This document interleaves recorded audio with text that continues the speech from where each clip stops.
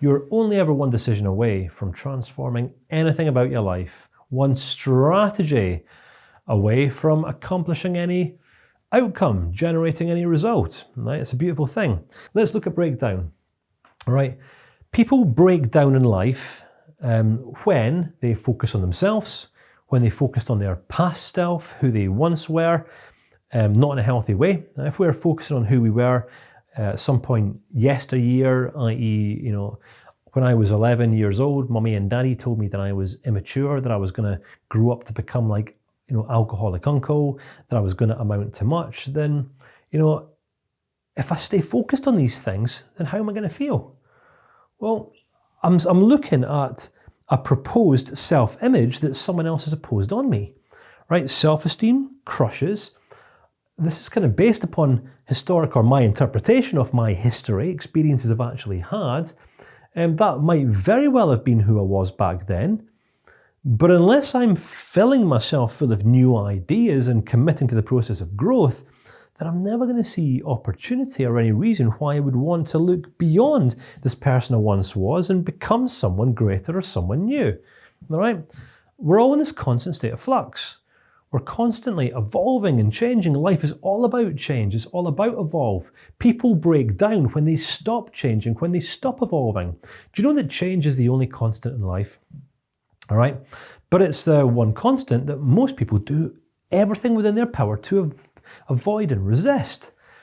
All right? It's significantly easier to go with the flow and go with change rather than trying to oppose it. When we don't change with the times, we stand at risk of becoming irrelevant, thus left behind. And this results in people breaking down, doesn't it? What happens when people break down?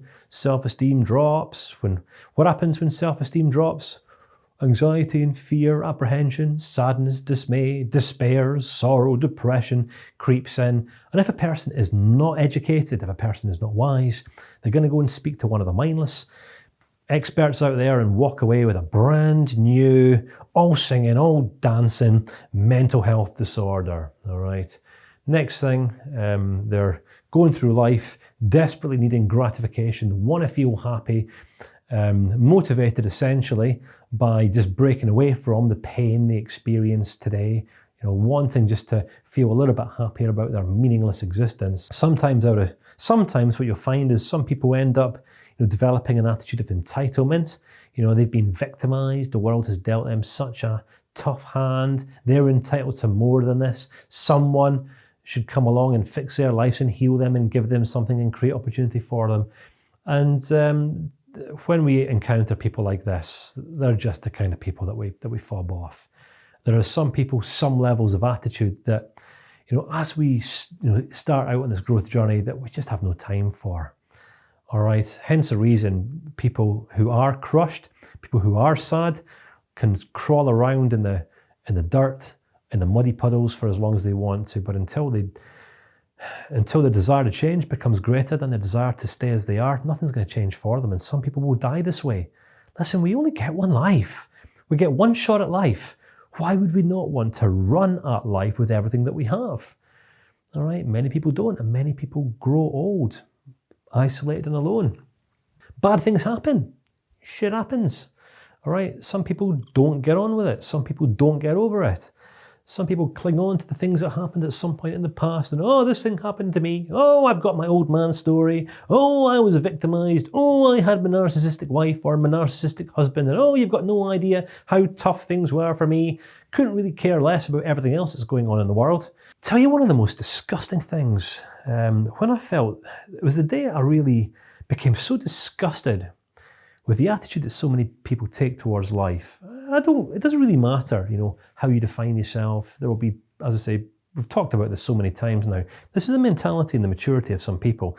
In 2010, I was part of a 4-man team. We went across to Haiti as the earthquakes were going on. The aftershocks and the tremors were still happening when we got across there. Now, our mission, right, was to deliver just over 1 ton's worth of food rations and emergency medical supplies that many of the hospitals and medical aid centres in the UK had literally brought to one place. Our job was to literally get it from Edinburgh to an island called Laganav that was around about 45 miles drive outside of Port-au-Prince, which was the epicenter of the earthquake and the capital of Haiti. Now, when we got there, it took us around about a week just to get into the country. Obviously, the country had been devastated. Hundreds of thousands of people had been killed, mass graves. I'd never seen bodies piled up so high. Even in my time in the military, I'd experienced people die before, but this was death on a whole new level, whole new scale. So we carried on with our task, our mission. You know, we'd managed to land. We'd found accommodation for night number one. Then we managed to get or access a truck and a vehicle that was going to allow us to ship all of the food and medical rations from Port-au-Prince Airport to this island called Laganav. On the island called Laganav, there was an orphanage, and this was where many of the children who'd been orphaned had been shipped to. So we were essentially, taking this food and these medical supplies across to save some children's lives who'd lost everything. All right, now talk about being moved by a life experience. My goodness, this was a tough one. Even for me, I'd done some things in my life, right? Especially through my military career. Now, the city had been completely devastated. The roads had all been, broken up. There was, buildings all over the place, bodies mounded up at the side of the road. And there was a young man, I can't even remember his name, who ended up just helping us out at the airport. We all thought that he'd been sent by someone somewhere to help us out. And as we were kind of in the back of the wagon, driving from the airport through to Laganav, which ended up taking us about a day, by the way, I just said, so, what's your experience been? You're helping us right now. I mean, I'm fully aware here in Scotland, someone loses their job. Next thing they're diagnosed as depressed with mental disorders, all right, on diazepam and speaking to counsellors for 12 months. Your whole country has just been completely devastated. And he says, yes.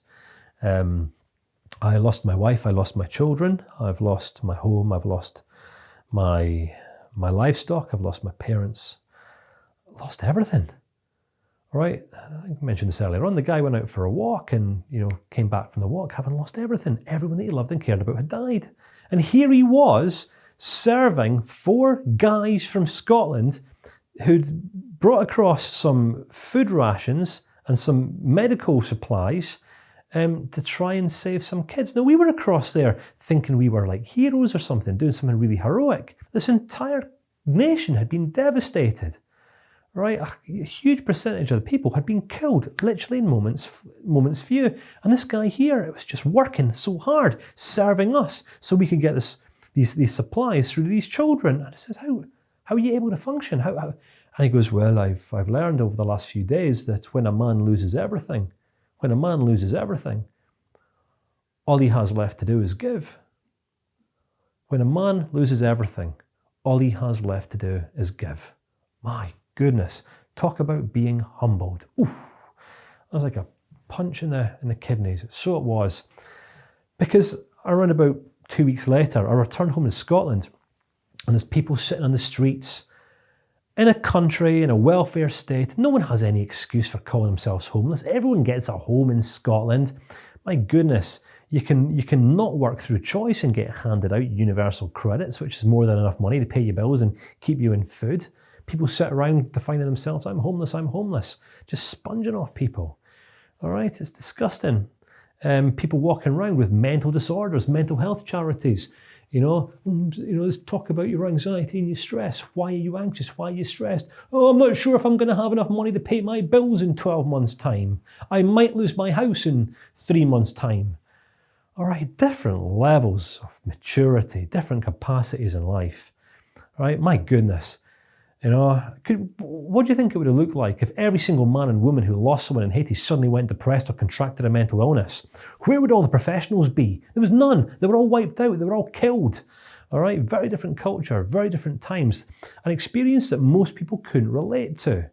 So what I'm saying is tough stuff happens, right? We end up feeling crushed and sad, and we go and speak to someone to give us some sympathy so we can have our story heard, We can live life in suffering, self-pity and sorrow. We can have a perpetual pity party for the rest of our lives, and we can need a hero, wait for someone to come along and help us and save us and heal us and cure us. And there's many cuddle therapists and energy healers and voodoos and all these kind of people out there who take your money and give you a diddly squit.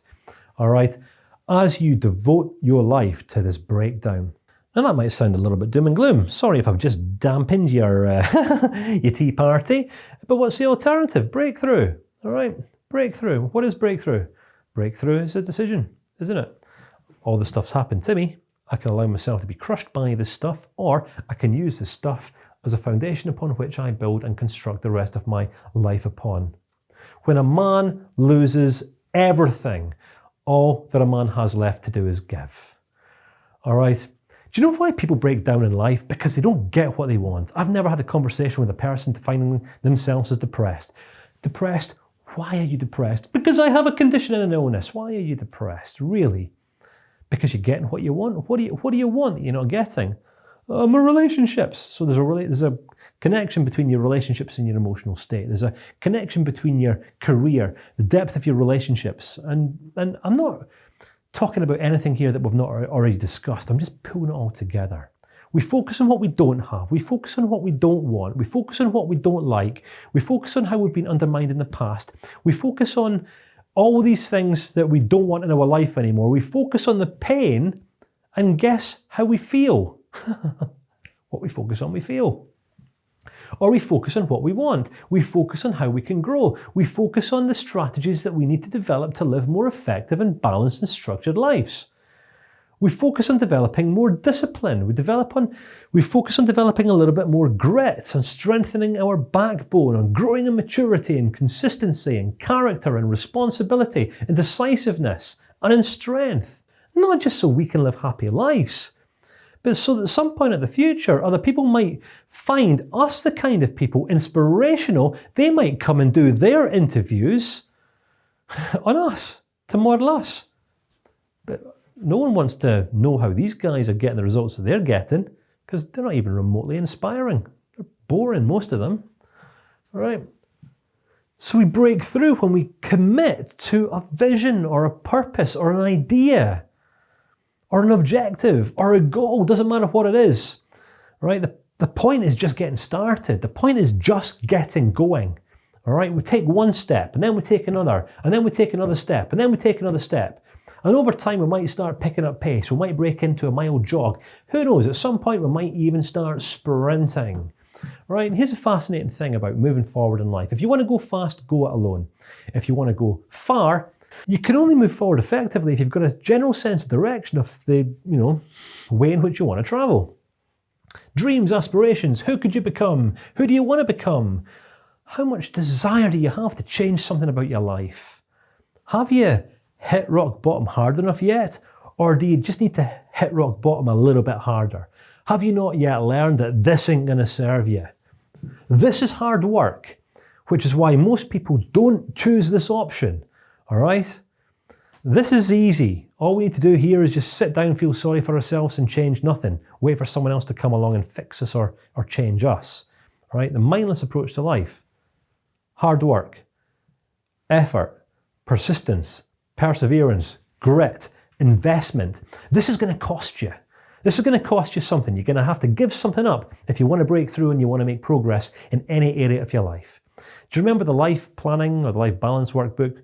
We looked at those 7 different areas of your life: family, social relationships, career, educational aspirations, your vocation, your finances, your routine responsibilities, your degree of contribution back into the world, your mental and emotional well-being, so on and so forth. Right? No one's going to bring this stuff your way. You got to fight for it. You got to fight for what you want. All right? You got to fight for what you want in life. Bad things happen. So what? Bad things will continue to happen. The economy will likely crash again at some point in the next 5 or 10 years. There's going to be another clown get voted in to power, politically, whatever, right? Someone's always going to come along. There's always someone new, right, who stands to undermine the nations. Always. All right? So what do? Do we just wait for the right person to come along who's going to set everything right, or do we adapt and adjust ourselves regardless of what happens? Are we really influenced by the outside world, or are we going to focus on this locus of control and just consider, you know what, things might happen to me that I have no control over, but I have complete control over how I choose to respond or react. All right? I don't need to voice an opinion. Because no one else cares about what my opinion is. People will be more impressed by what I go on to produce with my life than what I go on to talk about producing. People will be more impressed with the results and the fruits that come from my life than the opinions that I have from other people's results and other people's fruits. Do you see the difference? Right? There's one attitude we can take towards life that will allow us to break through and break through and break through and break through. And there's an attitude we can take that will just lead us absolutely nowhere, into this spiral, this downward trend. All right, some people live their lives here. I choose this side of the fence. Significantly more exciting and enjoyable and fulfilling and rewarding than living on this side of the fence. How do I know? Because I've been there. Been there. Got the t-shirt. Talking from experience. Know what I'm on about. So we move forward with life and we break through when we don't allow ourselves to be beaten by the stuff that happens to us or undermined, but we learn the lessons that we need to learn for the purposes of becoming more effective and making less mistakes or unnecessary errors moving forward into our futures. Essentially, these are going to be the lessons that we can share with the grandkids and the grandsons and the granddaughters or the children or whoever. All those years from now, when people are looking at us saying, how have you got to where you're at? And you can respond by saying, I just chose to break through my problems rather than break down because of them. This is the ultimate choice that we have.